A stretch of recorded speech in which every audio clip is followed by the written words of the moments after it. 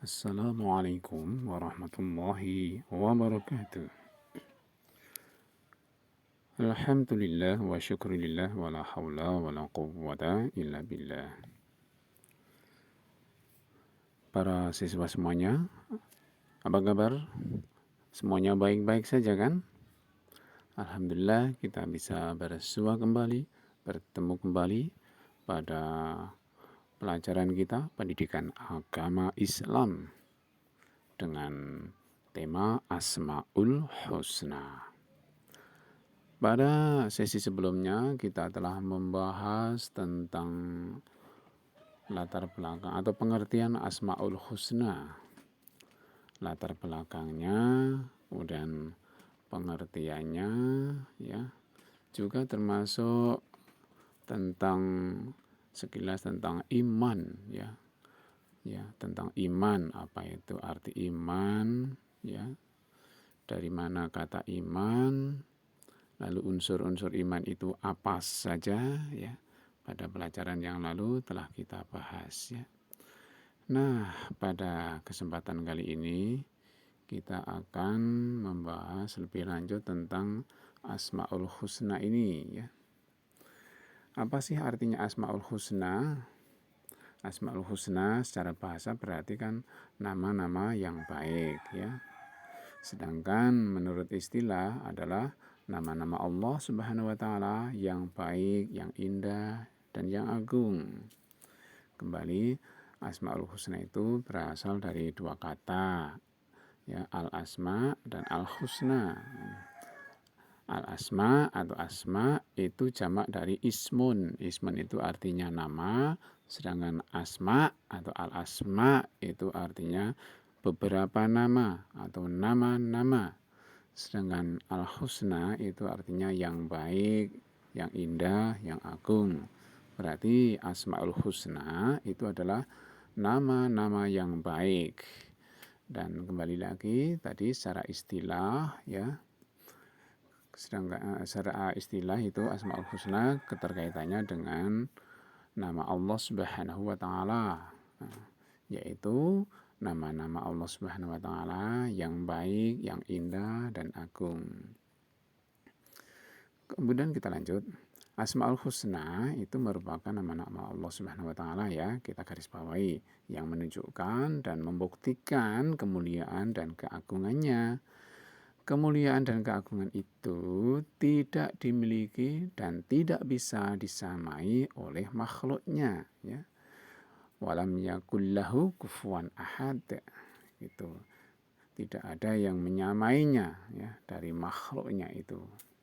Asmaul Husna itu salah satu cara berzikir atau mengingat Allah, dan sebaiknya dibaca pada waktu kita berdoa kepada Allah Subhanahu wa taala sebagaimana firman-Nya, Bismillahirrahmanirrahim, walillahil asmaul husna fad'auhu biha wa dzarul ladzina yulhiduna fi asma'ih sayujzauna ma kanu ya'malun.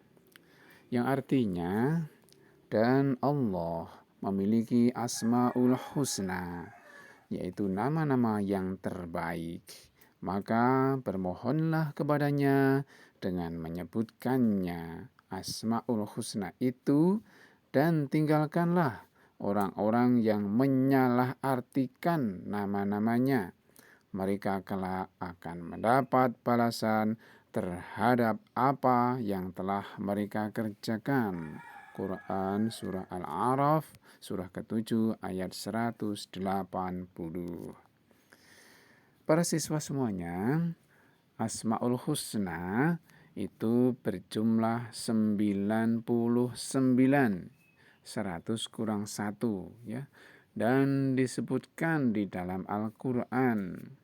Nah, kenapa tidak 100? Ya begitulah, ya. Ini pengenalan Allah sendiri melalui Rasulullah bahwa Asmaul Husna itu jumlahnya 100 kurang 1 alias 99. Lalu kita sebagai orang yang beriman dianjurkan dianjurkan ketika memohon kepadanya alias berdoa kepada Allah Subhanahu wa taala itu dengan menyebut Asmaul Husna. Bahkan dianjurkan untuk menghafalnya, ya. Ingat, dianjurkan untuk menghafalnya. Sebagaimana dijelaskan dalam hadis Nabi Muhammad sallallahu alaihi wasallam sebagai berikut.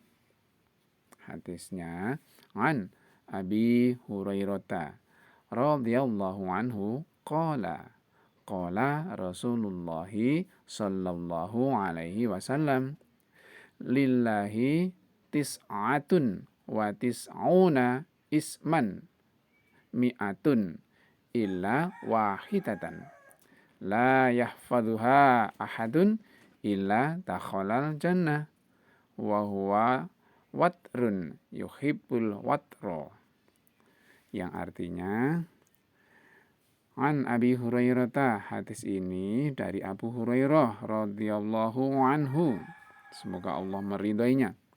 Qala, telah berkata Abu Hurairah radhiyallahu anhu, qala Rasulullah sallallahu alaihi wasallam, bahwasanya Rasulullah sallallahu alaihi wasallam telah bersabda, lillahi, sesungguhnya ya Allah itu memiliki tis'atun 90, ya 9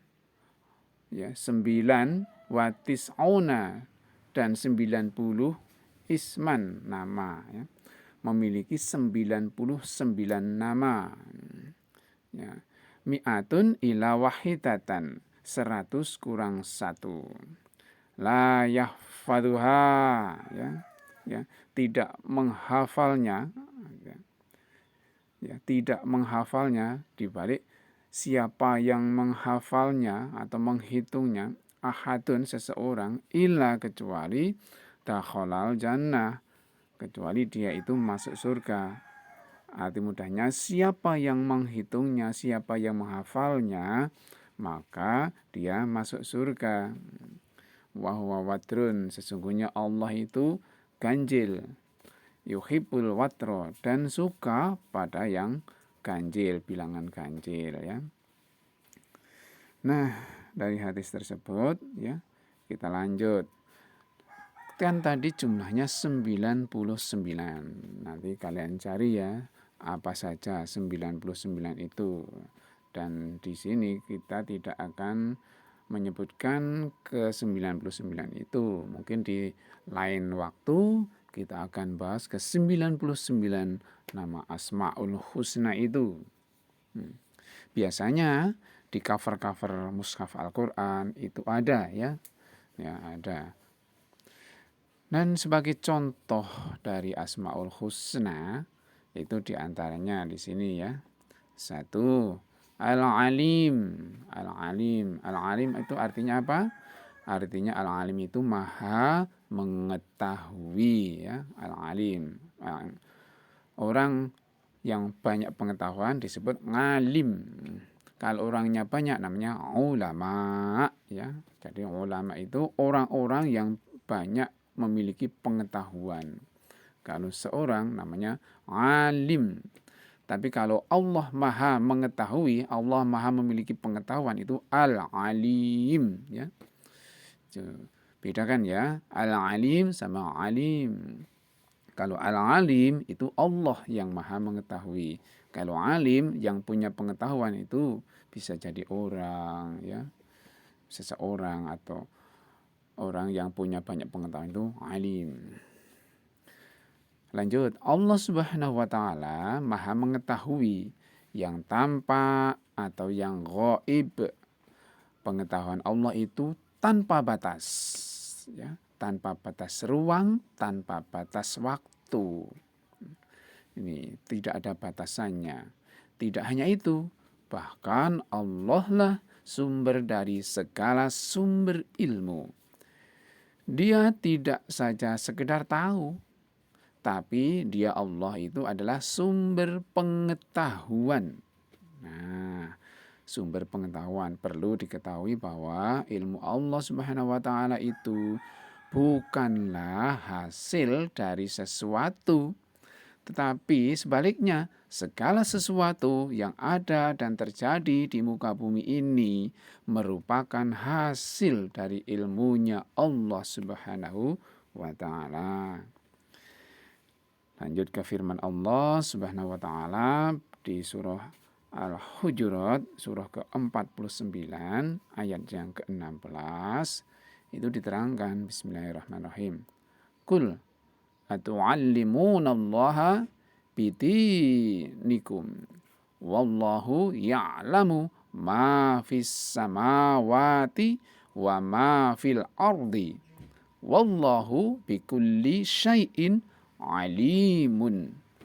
Yang artinya, katakanlah kepada mereka, Qul, katakanlah kepada mereka, apakah kamu akan memberitahukan kepada Allah tentang agamamu atau keyakinanmu, padahal Allah mengetahui apa yang ada di langit dan apa yang ada di bumi.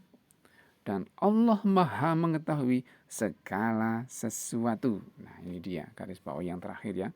Allah mengetahui, wallahu bikulli syai'in. Allah itu terhadap segala sesuatu alimun, Maha mengetahui. Jadi Allah Maha mengetahui segala sesuatu ya. Jadi apapun itu diketahui oleh Allah. Meskipun demikian, Allah Subhanahu wa Ta'ala adalah Maha Pengasih dan Maha Penyayang. Ya, Dia Allah Subhanahu wa Ta'ala mau berbagi ilmu kepada makhluknya, terutama kepada manusia. Ya, manusia artinya diberi wahyu, diberi ilmu oleh Allah Subhanahu wa Ta'ala. Nah, biar apa? Hidupnya agar bisa lebih mudah menjalannya. Makanya dengan ilmu pengetahuan ya, hidup akan menjadi lebih mudah. Saya ulangi, dengan ilmu pengetahuan hidup akan menjadi lebih mudah. Tetapi ingat, dengan seni, dengan budaya, hidup akan lebih menjadi indah. Dilanjut dengan agama Allah Subhanahu wa Ta'ala ya, hidup ini akan lebih terarah ya. Ini jadi agama itu membuat hidup kita terarah. Kalau pengen indah ya kita harus mengisi hidup kita dengan seni. Tapi kalau pengen lebih mudah ya kita harus memiliki ilmu pengetahuan. Lanjut ya. Jadi Allah memberikan sebagian kecil ilmu kepada manusia. Memberikan sebagian kecil ilmu atau pengetahuan kepada manusia. Nah, untuk menggambarkan betapa sedikitnya ilmu manusia, Al-Quran juga menegaskan. Ya, di dalam Quran surah Al-Kahfi, surah ke-18 ayat 109, diterangkan begini. Qul lau kanal bahru midadan li kalimati rabbi lanafidal bahru qabla an tanfada kalimatu rabbi walau ji'na bimislihi madada.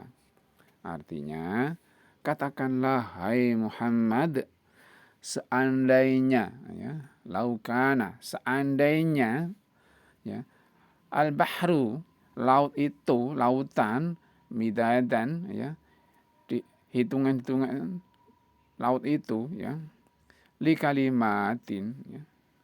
Seandainya lautan itu menjadi tinta ya, seandainya lautan itu menjadi tinta untuk menulis li kalimati rabbi, kalimat-kalimat Tuhanku, maka pasti habislah lautan itu ya. Lanafidal bahru qabla an tanfada kalimatu rabbi ya. Maka pasti habislah lautan itu sebelum selesai penulisan kalimat-kalimat Tuhanku ya. Nah, meskipun kami datangkan tambahan sebanyak itu pula, walau ji'na bimithlihi madada. Subhanallah. Itulah sebabnya Rasulullah Shallallahu Alaihi Wasallam diperintahkan agar senantiasa berdoa agar diberi tambahan ilmu. Ya. Fata'alallahul malikul haqqu walau ta'jal bil qur'ani min qabli ay yuqda ilaika wahyuhu wa qur rabbi zidni ilma. Ini yang terakhir di garis bawahi, rabbi zidni ilma. Artinya, maka maha tinggi Allah, Raja yang sebenar-benarnya, dan janganlah engkau Muhammad tergesa-gesa membaca Al-Quran sebelum selesai diwahyukan kepadamu, ya. Jadi seperti kalian, kalau Pak Guru, Bu Guru belum selesai memberikan penjelasan, jangan suka menyela-nyela, ya. Ini penting, ini resep Quran. Simak dulu sampai selesai. Tidak jelas, kurang jelas baru bertanya. Dan katakanlah, ya, wakul, katakanlah, Robbi, ya Tuhanku, zidni, tambahkanlah kepadaku ilmu, ya. Sering-seringlah berdoa pada Allah, Robbi zidni ilma, ya Tuhanku, tambahkanlah ilmu kepadaku. Kalau kita tidak mau berdoa, tidak mau mohon ilmu kepada Allah, kita termasuk orang yang takabur, tidak membutuhkan Allah sebagai sumber ilmu kita, ya. Tidak pengen tambahan ilmu dari Allah, tidak butuh ilmunya Allah, berarti kita itu sombong sekali, ya. Sombong sekali. Sangat sombong banget, ya. Lanjut penjelasannya. Ilmu yang diharap tentu saja ilmu yang menimbulkan dampak positif dalam kehidupan, ya, yang ada manfaatnya. Kalau belajar itu cari ilmu-ilmu yang manfaatnya banyak. Apa itu? Yaitu ilmu yang melahirkan amal soleh yang sesuai dengan petunjuk ilahi. Ilmu yang bermanfaat itu kalau diamalkan memberikan manfaat kepada diri kita, kepada orang lain, kepada orang-orang sekitar kita, kepada lingkungan kita, ya. Jangan mencari ilmu, ya, menimba ilmu yang bisa merusak, berdampak negatif, entah itu pada kita, kepada orang lain. Contohnya apa? Ilmu mencuri, ilmu menjamret, ilmu mencopet, ilmu menyihir dan sebagainya. Itu ilmu-ilmu yang memberikan madarat besar, ya. Hindari. Kita lanjut. Ilmu inilah yang akan menimbulkan kesadaran tentang jati diri manusia yang merasa dhaif atau lemah di hadapan Allah Subhanahu wa taala. Siapa sih yang tidak lemah di hadapan Allah? Semua lemah kecuali orang yang sombong. Dia itu sebetulnya sangat lemah tapi merasa hebat. Dalam pandangan Islam, ilmu yang hakiki adalah ilmu yang mengantarkan pemiliknya kepada iman, ya, dan ketundukan kepada Allah Subhanahu wa taala, ya. Jadi belajar itu, apakah pelajaran kita ini akan menambah iman kita? Ya. Harusnya nambah, ya, harusnya nambah.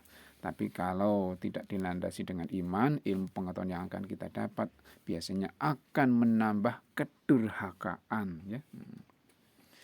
Sebagai orang beriman, kita harus mengimplementasikan. Apa itu mengimplementasikan? Mengimplementasikan itu mewujudkan, ya, mewujudkan dalam kehidupan sehari-hari, ya. Mengejawantahkan, nah, bahasa Indonesia itu mengejawantahkan dalam kehidupan sehari-hari. Sebagaimana diterangkan di atas bahwa Allah Subhanahu wa taala memiliki Asmaul Husna Al-Alim yang berarti Maha mengetahui. Maka kita pun harus selalu mengasah pengetahuan agar terus update dan up to date. Ya, update dan up to date. Ya, update itu senantiasa diperbaharui, ya, ditingkatkan. up to date itu sesuai dengan perkembangan zaman ya. Jangan ilmu kita itu bertahan dengan ilmu kekatroan ya, ilmu masa lampu-lampu saja, zaman old saja. Tetapi ilmu kita sebaiknya kita update, kita upgrade ya, biar bisa menghadapi situasi zaman ini dan zaman yang akan datang ya. Zaman now dan zaman future harus kita siapkan. Karena masa depan itu situasinya akan lebih dahsyat dari zaman sekarang ini, men. Ilmu kita harus dipupuk agar selalu tambah dan tumbuh ya. Dipupuk selalu agar tambah dan tumbuh ya. Jangan pernah merasa puas dengan keadaan ilmumu sekarang ini ya. Belajarlah sepanjang hari ya. Minal mahdi ilal lahdi, sejak lahir sampai wafat harus senantiasa belajar. Namun demikian, sebagai manusia harus tetap sadar akan keterbatasan ya, sehingga tidak akan pernah menyombongkan dan menyalahgunakan ilmu pengetahuan yang dimiliki. Ilmu kita itu cetek di hadapan Allah ya. Kalau dibandingkan dengan ilmu Allah ya, semua pengetahuan manusia itu bagaikan jari kita celupkan di air lautan ya, di lautan kemudian kita tarik, ada yang netes-netes sedikit. Nah, yang netes sedikit itulah ilmu semua manusia yang terkumpul menjadi satu ya. Tuh, ilmu Allah itu masih banyak lagi yang lainnya. Tidak ada bandingannya ya. Kita hanya setetes air di lautan aja enggak ya kalau kita seorang diri. Maka jangan sombong, saya sudah menulis ini menghabiskan pulpen banyak banget 5 dus. Jangan. Nah, itu enggak bisa dibanggakan di hadapan Allah Subhanahu wa taala. Kita harus yakin bahwa di atas langit ada langit. Jangan sampai kita memandang orang lain itu lebih bodoh dari kita. Ya, setiap orang itu memiliki ilmunya sendiri-sendiri, kelebihannya sendiri-sendiri ya. Ada dimensi-dimensi yang kita tidak tahu pada diri orang lain ya. Jangan menganggap orang lain itu lebih rendah daripada kita. Seperti padi, ilmu padi makin berisi, makin merunduk ya. Kita makin berilmu harus makin merendah ya. Dan langit yang tertinggi itu dimiliki oleh Sang Maha berilmu, Sang Maha mengetahui. Siapa? Yaitu Allah Subhanahu wa taala. Ya, lanjut kepada Asmaul Husna yang kedua, yakni Al-Khabir. Ya. Al-Khabir itu berasal dari kata khobaro ya, khobaro. Kita pernah mendengar kata kabar ya, surat kabar ya. Kabar itu dari kata khobaro ya, khobaro. Nah, khobaro yang maknanya berkisar pada dua hal, yaitu pengetahuan dan kelemah lembutan ya. Di sini jadi kabar berita ya, jadi news berita. Nah, Al-Khabir artinya maha teliti. Ya, jadi harusnya kabar itu kalau menyampaikan kabar itu hendaklah teliti ya, biar tidak ambivalen, tidak memiliki makna ganda ya, maknanya tidak melebar-lebar, tidak berbias ya, harus jelas ya. Nah, Al-Khabir artinya Allah itu maha teliti. Allah Subhanahu wa taala itu maha teliti terhadap semua ciptaannya. Allah Subhanahu wa taala menciptakan berjuta-juta makhluk ya. Berjuta-juta makhluk, bahkan bermiliar-miliar makhluk, bahkan bertriliun-triliun makhluk, bahkan berbiliun-biliun makhluk.